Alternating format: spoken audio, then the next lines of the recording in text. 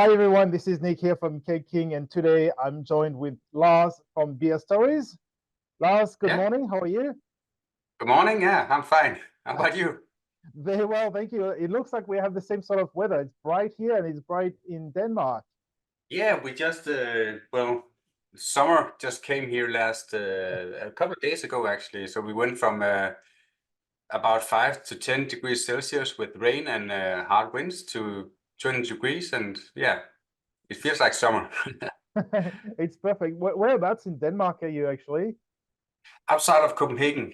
Okay. Uh, so if anyone been to Copenhagen, we have the S train. That's the local train going, yeah, all through Copenhagen. And I'm at one of the end stations of that one. So Yeah, I have out of actually been. Copenhagen. Yeah, I've actually been to Copenhagen. I loved it, and it was amazing because in the city there's a port where the boats are coming, but there's also a swimming pool. So you Yeah, can actually be in the water, which is part of the sea, but not really. And then you have the boats next door. It's pretty amazing. I love it. It was really yeah, amazing. yeah. It's a cool city. Yeah. Yeah, it's pretty insane. And then you have Christiania, but we don't want to talk about that too much. Oh, they actually just cleared it out. The Really? police. Yeah. Wow, I still have a beer bottle that I bought there that has the Christiania flag on it with the three red dots Yeah. that I kept as a souvenir. So I guess it will be hard to find now. Now the brewery and everything is still there, but the other things they sold is not. Yes, the naughty things, the naughty things. But Yeah, anyway, exactly. we're here to talk about Beerstories. So Lars has been doing some videos and reviews from a European sort of Danish point of view not too long ago, obviously all in English. And I've invited Lars to join us today to talk about his opinion of the Apollo because we reached out to Lars at some point last year, I think it was, and say, hey, there will be more Apollos around Europe, and I would like to have more people have a look at it and talk about it. So you were given an Apollo, I think it's a Unitank. Yeah. And this series is all about getting your feedback after using it for a little bit. But before we get into this, tell people about your channel, Beerstories, what it's about, and what's your intention with the channel. Yeah. Well, basically, I'm just a home brewer, and I've been teaching professional for a long time.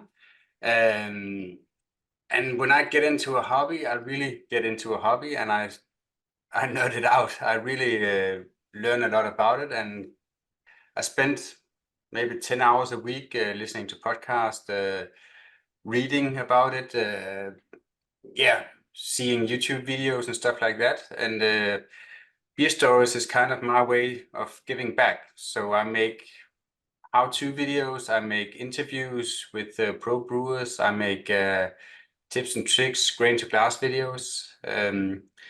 Everything about home brewing and craft beer, actually. I also have an Instagram blog, and yeah.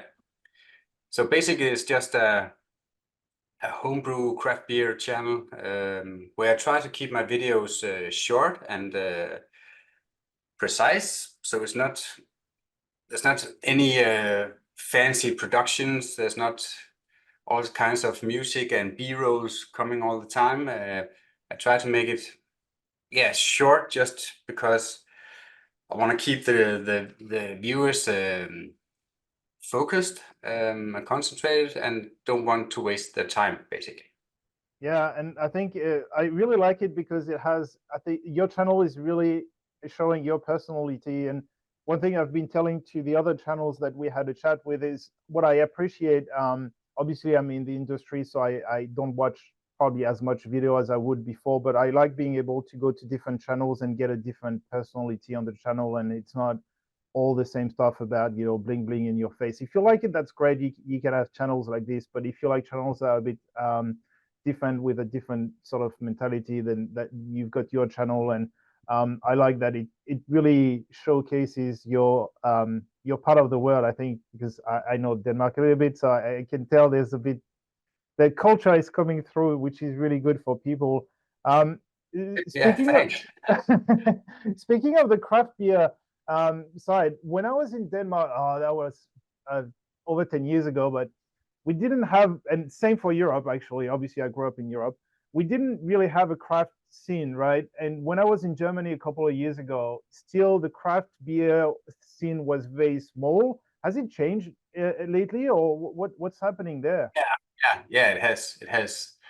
I think actually, yeah, probably the last 10 years. If you look at the statistics from 2005 to 2015, we had about, I think it was about 50 breweries in Denmark. And then from 15 to 20, it skyrocketed to about 150. And now we're kind of stabilized just around 200 breweries in Denmark. That's It a doesn't lot. sound like a lot, but it's a small country. So Yeah, I was going to say for perspective for people, Denmark is not too big. I don't remember exactly how many people, inhabitants you have yeah, in about Denmark. 6 million people in Denmark. Correct. So to give that, put that in perspective, in Melbourne we have 5 million people, and if you have the Greater Melbourne, right? So it gives a bit of perspective. The country is not too big either. It's a beautiful country. It's not too big, but 200 breweries is quite a few breweries. I mean, the Danes will drink a lot, so that's fine. You need breweries to Yeah, supply. yeah. And we have quite a lot of great craft beer bars, especially in Copenhagen. Yeah, That really, yeah, they really do a great work of showing the diversity of beer, because we have Carlsberg in Denmark. They own like 80% of the beer market in the world or something like that. yeah, Uh, and many beer bars or many bars or restaurants in Denmark, they if they take in a product from Carlsberg, Carlsberg will deliver all they need for free, but they can't. I mean, all taps and everything, yeah, but they can't bring in any other brand. yeah, yeah. It's So it, it's yeah, it's a very popular system for a lot of breweries. That happens a lot, especially in Australia here, where Carlton Draft is the big one for CUB. They'll say, okay, we'll put Carlton Draft on tap. Here's a contract. We will pay for the taps. We'll pay for everything. mm, But you have to have Carlton Draft and mostly Carlton Draft. So it's good to have diversity. Um, and it's good to see that the craft beer market is moving a bit in Europe, because I think yeah, it's hard when the beer is cheap and people are used to drinking the same sort of cheap beer, right? So yeah, it's good yeah, to see things change. yeah. Let's start talking about the homebrewing side of things. So obviously, before you had we provided you with an Apollo. What did you use as a fermenter? I've been using quite a lot of different fermenters actually. Of course, when I started brewing, I started with plastic buckets just. Yeah. Um, But I quickly moved away from that, because if you brew a big stout, it will smell like a big stout afterwards, and you can't get rid of that. So I moved over to steel, and actually been using steel ever since. Right now, the one I use primarily is called a conicus. Mhm. It's like a unitank, but steel. That can also be pressure fermented. It doesn't have a jacket, but it fits in my fridge. Yeah. So that's actually the one I use the most. I've been using yours as well, quite a lot, but yeah. So how would you compare ours? Have you used it a few times? Do you know how Yeah. many times you've used it? 4 times, I think. 4 times, yeah. And I think it's a great product. I want to be honest here, because I love steel because it's easier to clean, but it's also way more expensive. That's right. So if you Yeah. want to get into pressure fermenting, but you don't want to, yeah, almost use a month's salary on on some kind of pressure fermenter, your product is great. Yeah. Um, it's relatively cheap.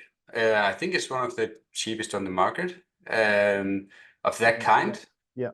Um, And of course, it is plastic, but it's well built, and I like the construction. I like that you have the ability to easy collect yeast. Mhm. Um, yeah, it's just a simple product that works, and it's a cheap entry into pressure fermenting, which has a lot of benefits, not just the pressure fermenting part, but actually if you want to cold crash and avoid oxygen suck back.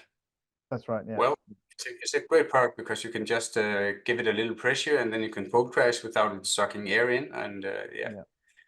No, I think you've said it right. It's not meant to be a competitor for the stainless steel. No one can really, nothing can beat stainless steel. Stainless steel is there and it's solid and it will last for a long, long time, if not forever. But it's a good way for people to get into it and say, okay, I don't want to use buckets anymore because, well, it's just buckets.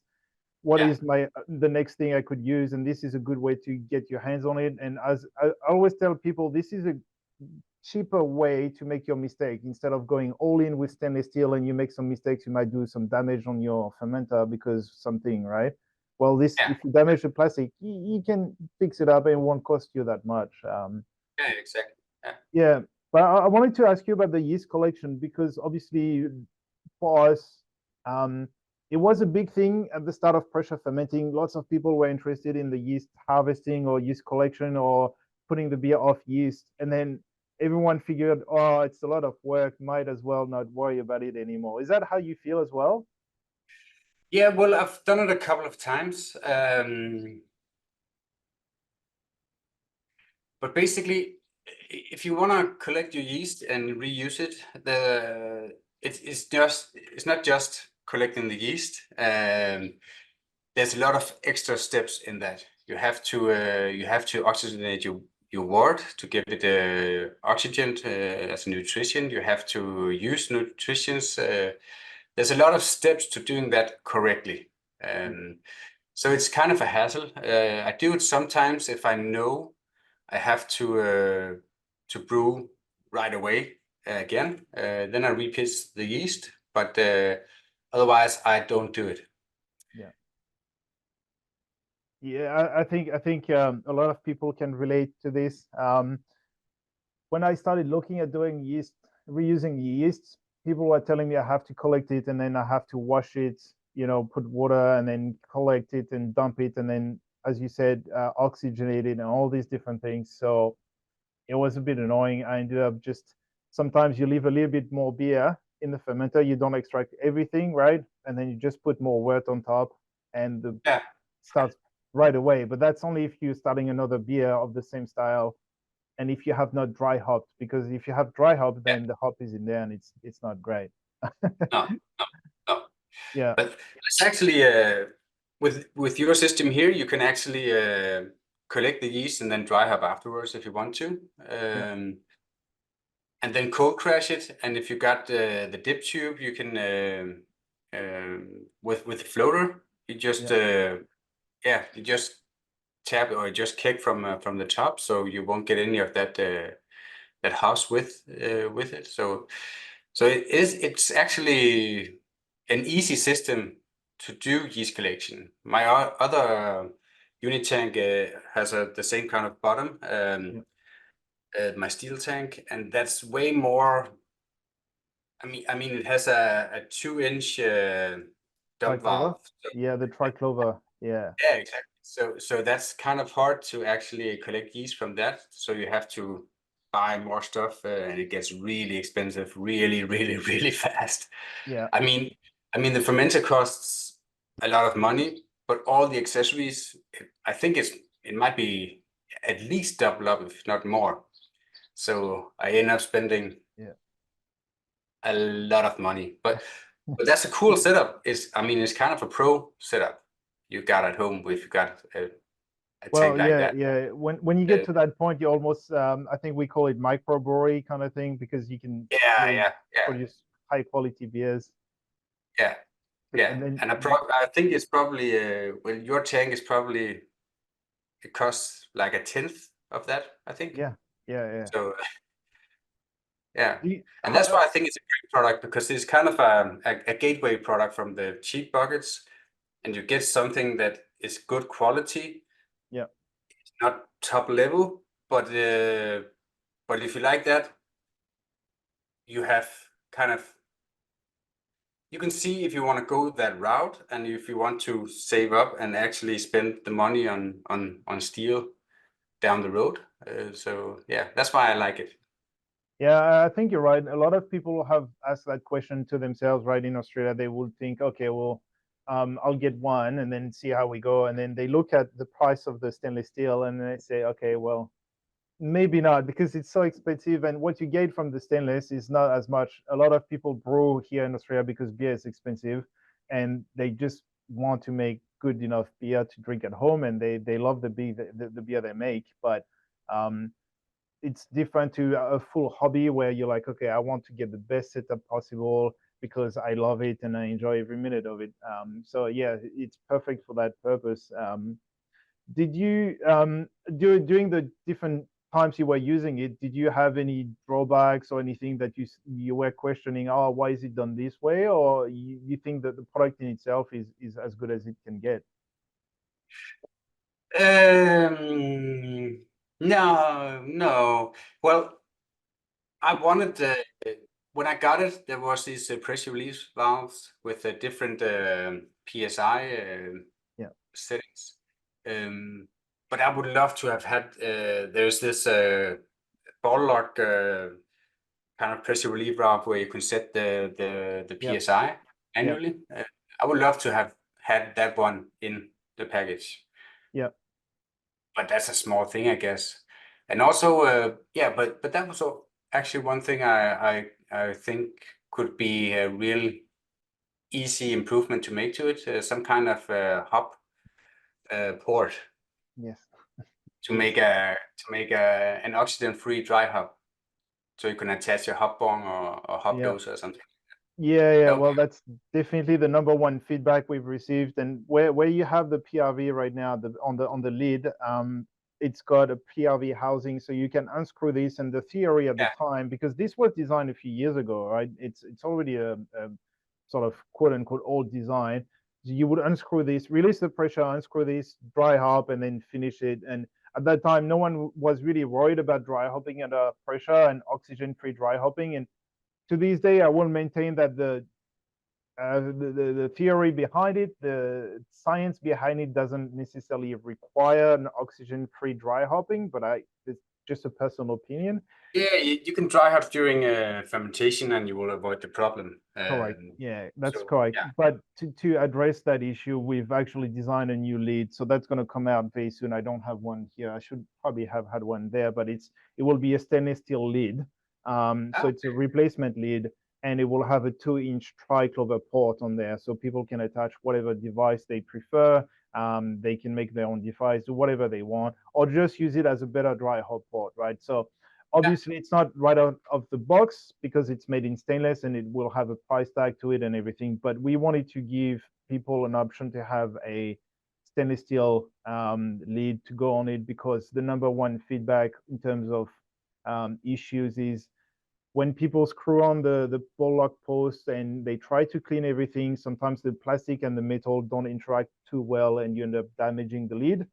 But with the stainless steel lid, it's not a problem at all. So that's what we're going to do. So I'm glad that you've brought it up, because yeah, we will address it, and yeah, it yeah. will be different. Sounds like a great upgrade. And Definitely an again, upgrade. maybe 90% of the people haven't had or doesn't need that kind of option.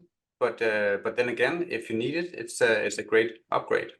Well, So that's it. yeah, It's a that's hobby, good. and people like Yeah, to have different options, and they like to go really expensive or really cheap, and you need to be able to provide for that, I guess, right? yeah, exactly. Yeah, well, you also have a steel unit tank Correct. Yeah. Yeah. if people want to upgrade all the way. Yeah. It's So one of the it's great to cheaper have all models. the options. Yeah. That's right. Yeah, yeah. It's one of the cheaper models. I think it's everywhere in Europe right now. It's definitely in the UK everywhere accessible. Accessible. I don't know if anyone is importing it in Denmark right now. I think we were No, working with I haven't seen it. No, yeah. yeah, we did work with Lund Technique at some point, but I think it's a bit hit and miss with the homebrew market in Denmark. I don't know if the scene is very big. Is it big homebrewing? Yeah, it's pretty big. but you have 4 shops in Denmark that kind of controls the market. Yeah, where it's just called the homebrewer, hjemmebryggeren on Danish is kind of the biggest one. Yeah. Yeah, so and an advice to you was to reach out to him. But they import their own tanks, I think. It's So yeah, possible. Yeah, it could very well be. Could very well be. But look, yeah. Oh, look, we try and talk to as many friends as possible, but at the same time, people will decide what they want for their own market. They know a little bit better than us. But yeah, it's very interesting because I was looking very closely at the German and the French market for homebrewing, and I think in France it's fairly active. In Germany, it's okay, but it's not really active. For the main reason is beer is so cheap. There's no reason for people to really actually brew at home in Germany, except if you want that specific IPA that you will not find in the shop, yeah, right? And I think yeah, Denmark is a bit different because beer is yeah. expensive. Germany is a proud traditional country regarding beers. So they do amazing lagers, and they have all these old traditional fantastic breweries that makes the best lagers in the world, I think. Like Wagner and all the breweries in Bamberg and Yeah. yeah, but it's hard to find a good double IPA. Yeah, there's one, I forgot the name. There's one that is actually in the North Sea, so not too far, the Baltic Sea, not too far from Denmark. I forgot. And they wrap their beers bottles in a paper bag with beautiful art on it. Oh And yeah, I think you would probably have access to it because it's not too far from Denmark. And yeah, it's really good, but it's really one of the only breweries I would know of that actually has an IPA and it's made in Germany. So it's yeah, pretty crazy market out there. yeah. Um, and when you brew something to about the homebrewing scene in Denmark is obviously when you brew yourself, what sort of beers you end up doing? Is it traditional beers? Is it crazy experiments? What do you end up doing? Oh well, I kind of get into some periods. I think I can when looking back, I can see I've had periods where I brew a lot of strong dark beers. I have periods where I brew a lot of IPAs, and right now I'm kind of into lagers. I've got an almost alcohol-free lager on tap. I got a German lager on tap. I got an American light lager on in my fermenter right now Yeah. that I have to actually serve at the Danish Beer Festival. Ooh. Uh, Together with Bad Seed Brewing, one of my favorite Danish breweries, they brewed this American light lager, Yep. only 10 IBUs, and then dry hop the hell out of it with Mosaic. Really interesting. I have to brew that at home, and we serve the same beer there. Yeah, That's right. That's gonna be, great. yeah. I'm kind of nervous about it because there's a lot of pressure, and it's such a naked beer. As Yeah, you can taste all the flaws if there are any. that's right. Dry hop doesn't go well if there's too much plant material in it. Yeah. Yeah, you can taste everything in such a naked beer. Are you gonna make videos of the whole process, equipment, or setup and the Yeah, experiment? I do grain to glass videos, but I've tried filming all my process, and I often miss some things because I forgot to start my camera, and there's so much editing in it. So how I do my grain to glass videos now is just I run through the recipes, and then I have some B-rolls, I have some shots of the brew day, Yeah. but I'm not showing the whole brew day. And people ask about it, but it doesn't really make sense. I think I guess people think it's fun to watch, but my setup is probably different from people's setup at home. So we're not doing the same thing. We don't have the same water. It's not so.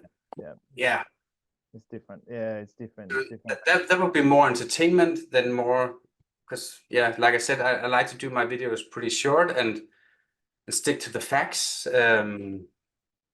rather than showing me stir up the pot or something like that. I know. It's brew day is pretty much the same all the time, but Yeah. except for the mistakes or what you forget. What about the? Are you going to do a side-by-side tasting of these two beers? Because now you've piqued my interest. I'm curious as to how your beer is going to compare. Yeah, I am. I'm actually I've got the brewery to make some video clips where they tell about the beer, Yeah, and I'll show a little bit how I brewed it, of course, and then if it turns out good, that is, I will bring my camera to the beer festival and ask people about it too. So yeah. that's good. That's really good. Um, Well, we've covered a lot of things here, Lars, and thanks again for your time because it's very early in Denmark. It's 8:30 in the morning now, I think. We have 8 hours difference, right? We're in the future, Yeah. as opposed to you. But anything else you want to mention about the Apollo and overall the equipment? Anything else you want to do? Positive, negative? We take everything, we discuss everything. It's all about getting the feedback from someone who's actually used it a few times. So yeah, just feel free to add anything you want. Yeah, I think I said what I want to say. It's a good it's a good quality product for the price range, I think, and I think it's important to have that step because, like I said, going from plastic buckets to a steel fermenter, uh, Yeah. the price difference is just huge, and your product, it doesn't even land in the middle. It goes way closer to the plastic buckets, so that's why I think it's a good product for the home brewing community, because it gives people options without spending all the paychecks on equipment. Because Yes. yeah, you can spend a lot of money on equipment. Yeah, and then after that is the ingredients, right? The hops can get really expensive when you start doing a Yeah, double, triple yeah. IPA, Oh, whatever. yeah. I just what was that? It's 2 months ago now. I brewed the biggest double IPA I've ever brewed. It was hop with 20 grams per liter, Oh, okay. dry hop, and Yeah. 8 grams per liter in the whirlpool. That was a crazy expensive beer. It turned Was it out good? great. Yeah, it turned out great. Great. Yeah, but it was crazy expensive. The Yeah. hops alone was almost 1,000 Danish crowns. I don't have any idea what that is in Europe. How would that be in euros? How much would that be in euros? Euros, that would be 150 euros, I think. 150 euros would be over 250 Australian dollars. So Yeah, that's a lot of money for beer. So it's a once-off special edition beer that you made. yeah, yeah. No, actually, this American light lager is almost the same in hops, because I have to use cryo hops, and it's Yeah. also dry hop that it's only 14 grams per liter in the dry hop, but it's still a huge dry hop for such a light and naked beer. So Yeah, it's it hope crazy. it turned out well. Yeah, That's crazy. Well, I'm glad you're doing the experiment for others, and then they can follow suit if they want to spend that kind of money. But it's what homebrewing is about, right? You do what you want to do exactly, and you try at least once. It's a good way to do things. Um, but again, Lars, thank you for your time. Just a reminder for everybody, Beerstories is available on Instagram and on YouTube as well. yeah, Just give it a look, and follow Lars is really good. I like the quality of the videos. It's different pace. It's really good for having different perspective on things.